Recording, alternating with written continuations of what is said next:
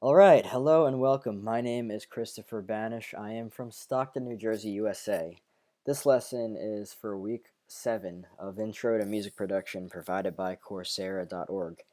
Yes, I am sad that this course is over because it's honestly one of the greatest courses that I've ever taken in my life. And I wanted to point out some reasons why I believe it was one of the greatest courses I've ever taken in my life. Number one, learning music production is so freaking fun. um, that is if you're interested in it, of course.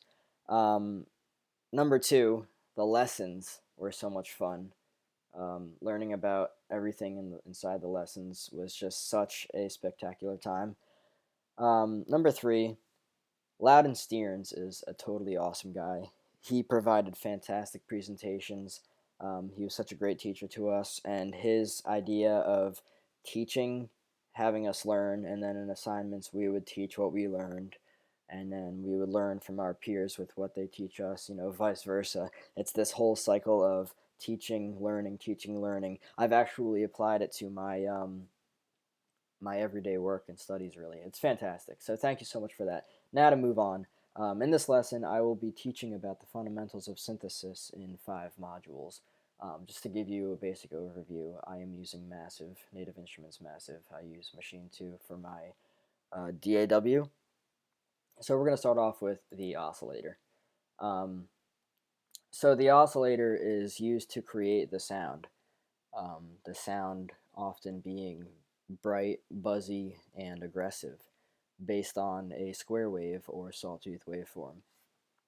And then after the sound is produced by the oscillator, the sound then moves through the filter. I've got 2 filters opened up right here. I'm going to show you that. Okay, so yeah, I've got the low pass. I'm just going to put 2 low passes on.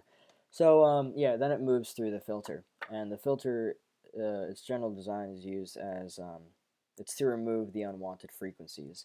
Low pass filter is actually the most important of the filters because the low pass filter lets the lows through and cuts the high. And why is that important? That is important because the oscillator is so bright and the filter removes that high end.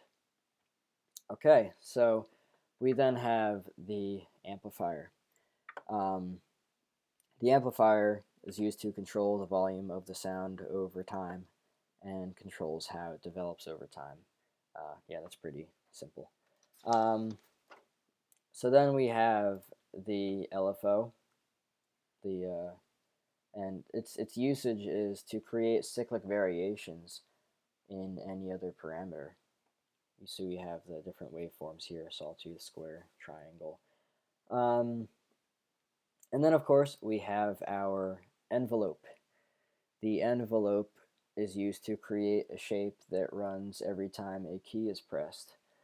And depending on where the attack, the decay, the sustain, and the release are set, each envelope, which of course you can modify differently, will result in differences amongst the sound.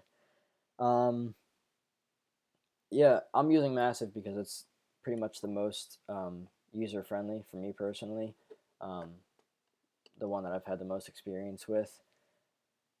So yeah, you see A, D, S, and R here. I'm sure that many of you are familiar with Massive, um, but yeah, that's the 5 most important fundamentals of synthesis and their usage. So thank you for listening and watching. Most importantly, thank you all for teaching me everything that you've taught me, um, everything that Loudon's taught us, and everything that we've taught, retaught, learned. You know, the peer reviews were so much fun. There were things that I wasn't so used to, and then you guys totally helped me out with that. So I literally thank everybody, everyone that I came across, everyone that put in hard work and effort to make this all possible. Thank you so much. That's it for my lesson. I hope you enjoyed. Thank you for watching and listening. Take care now.